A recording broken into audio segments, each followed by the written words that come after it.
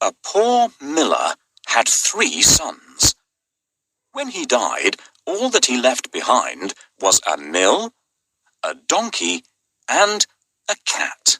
Well, since I'm the oldest, said his first son.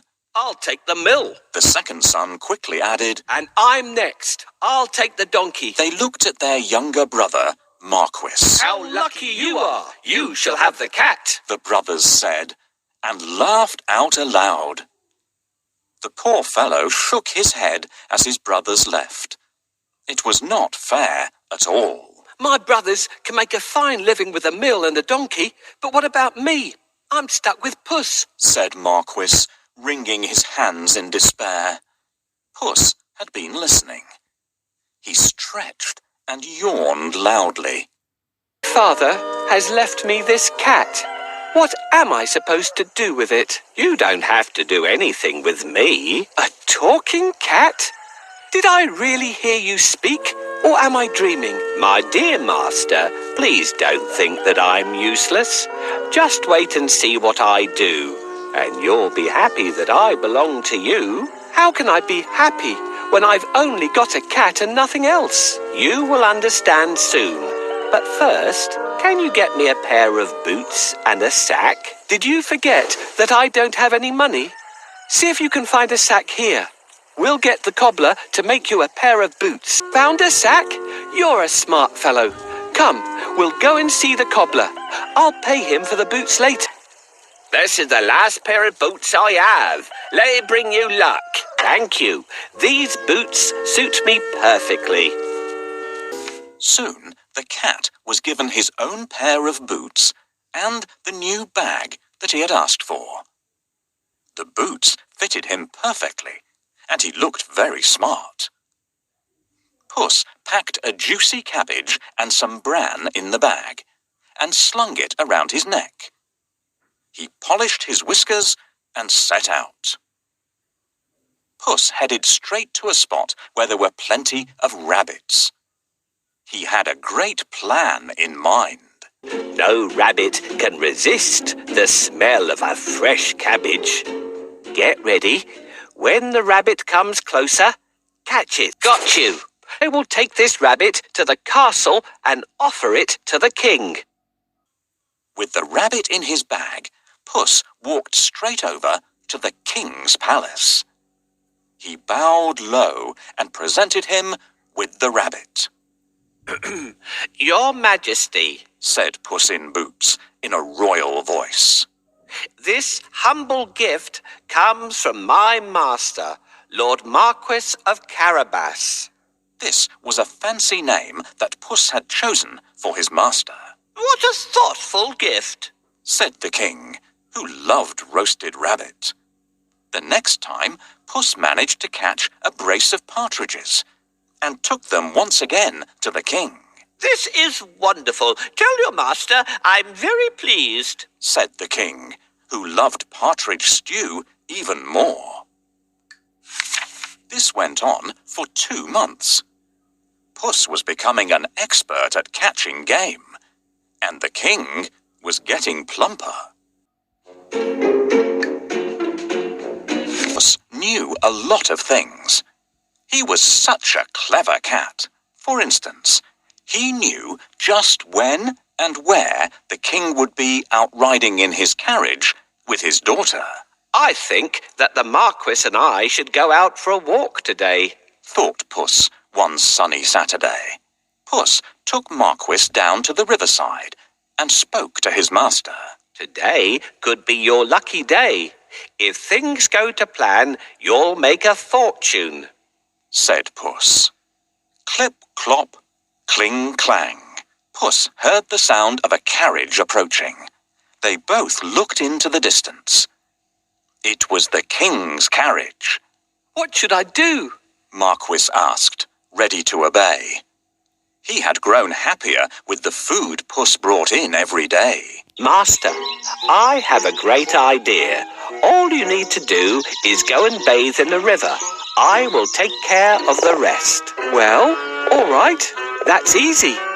While he's bathing, I need to hide his clothes. We should wait for the king now. Go Coachman, stop here! Somebody is calling for help! Help! Someone, help me, Your Majesty. I'm Puss in Boots. Do you remember me?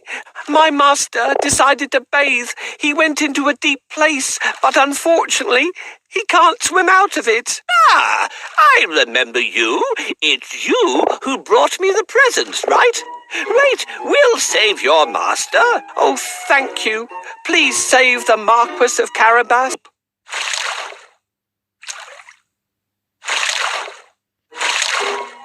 Here you are, dear Marquis of Carabas, safe on land again.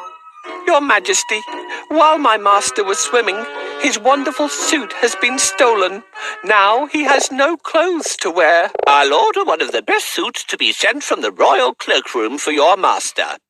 Thank you for your help.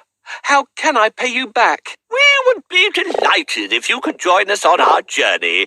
What do you say? Oh, of course. My master would be pleased to accompany you. Yes, I'd love to take up your offer and get better acquainted with you and your daughter. Then take a seat and let's go. I'm pleased to meet you, dear Marquis of Carabas. As soon as Marquis put on those clothes, he looked just like a prince. He stood tall and handsome and smiled shyly at the princess. Surprise, surprise, the princess fell head over heels in love with Marquis. Puss grinned. Things were going just as he had planned. But he had more work to do. If you will excuse me, I'll go and make suitable arrangements to receive our king at the castle. Puss said. Marquis was puzzled because he didn't live in a castle. But he kept quiet. Puss ran ahead and met some men mowing the fields. My good fellows, stop your work and listen. The king is coming this way, and you are all in grave trouble. The only way to save yourselves is to say that these fields belong to the Lord Marquis of Carabas. Puss announced. The mowers looked at Puss in surprise. They were scared. This Lord Marquis must be very powerful, they thought. They agreed to do exactly what the cat said, to save themselves. Puss went ahead and saw some men and women reaping grain in a field. My good fellows, you can reap later, but listen to me now.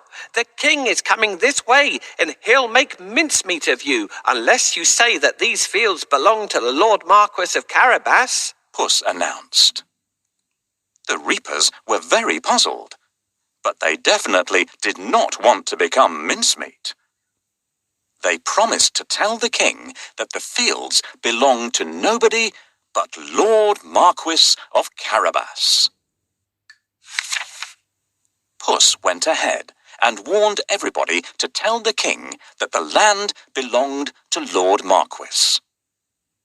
The people thought that it wouldn't be right to mess with Lord Marquis. They decided to do exactly what the cat asked.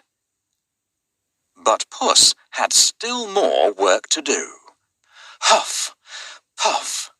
He ran all the way until he reached a huge castle. Can you guess whose castle it was? Yes, the castle and all the lands belonged to a fierce and powerful ogre. But Puss was not scared of the ogre. He knocked at the castle door. Blim, blam. 2 guards opened the door. I'd like to pay my respects to your mighty master, said Puss. The guards knew that the ogre loved anybody who admired him. What? Who woke me up? What are you doing here, cat?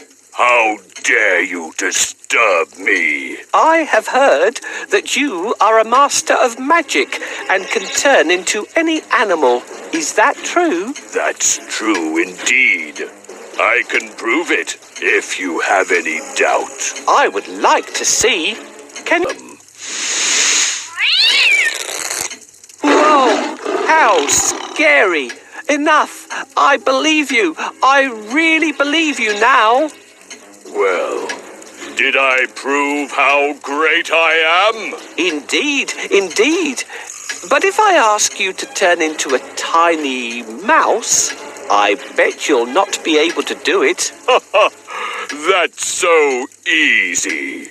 Watch me. Help! Boom! The ogre became a tiny mouse and scurried across the room. Quick as lightning, Puss pounced on the mouse and ate it in one gulp.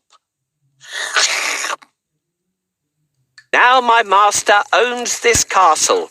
I'm smart and handsome. I'm the one and only Puss in Boots. Puss licked his lips. He clapped his hands 3 times and summoned all the people living in the castle. The ogre is no more. Puss announced. Will you accept Lord Marquis of Carabas as your master? He is kind and just, good and generous. The guards, maids, cooks, servants, and everyone else in the castle looked at Puss in surprise. But they nodded at once. They had never really liked the ogre anyway.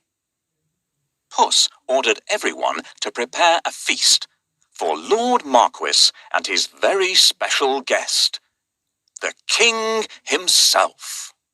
Meanwhile, the king travelled through the countryside, speaking to the people.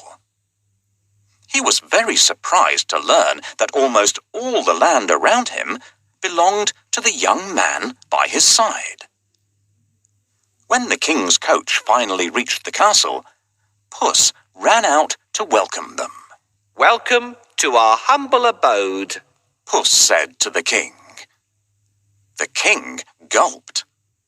The castle was bigger and even more stunning than his own. Puss led them straight to the huge dining hall. The table groaned with the weight of roast chicken, rabbit stew, mince pies, smoked duck, and hundreds of other dishes. The king was in 7th heaven. After eating the great feast and sipping the finest wine he had ever tasted, the king said, My dear Lord Marquis, I'd be delighted if you would marry my only daughter. Marquis smiled at the princess. I will if the princess wishes to live with me, said Marquis shyly. The princess was so happy that she wanted to dance all around the castle. She blushed in delight and nodded. They married and lived happily ever after. And so did Puss, because loyal Marquis made him a lord of the castle. Puss enjoyed great feasts every day and did not go after rats or mice any more, except now and then, when he wanted some fun.